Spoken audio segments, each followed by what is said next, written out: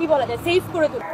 অবশ্যই এখানে একটা পজিটিভ অনুভূতি যে আমরা হচ্ছে সব সময় দেখে এসেছি এর পূর্বে যেই ডাকসু নির্বাচনগুলো হয়েছে সেগুলো কখনোই সুষ্ঠুভাবে হয়নি।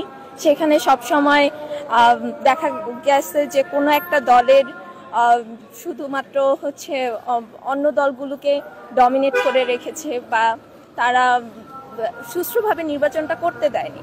তো সেই জায়গা থেকে আমরা এই জুলাই আন্দোলনের পর সব দলের মানুষ যে স্বতঃস্ফূর্তভাবে অংশগ্রহণ করতে পারছে, প্লাস হচ্ছে শিক্ষার্থীদের অধিকারের জন্য নিজেদের অধিকারের জন্য তারা দাঁড়াতে পারছে, কথা বলতে পারছে, এটা সত্যি খুব আমার জন্য খুবই এটা দেশের জন্য ভালো বিষয়, আমাদের বিশ্ববিদ্যালয়ের জন্য ভালো এবং আমি নিজেও এই বিষয়টা খুব উপভোগ করছি। এবার আশা তো করা যাচ্ছে যে সুষ্ঠুভাবে নির্বাচনটা হবে এবং হচ্ছে এই পর্যন্ত দেখা গেছে যে কোনো ধরনের বিশৃঙ্খলা ওইভাবে হয়নি সৃষ্টি।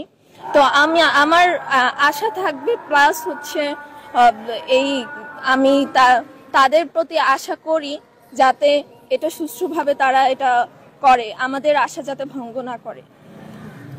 আমি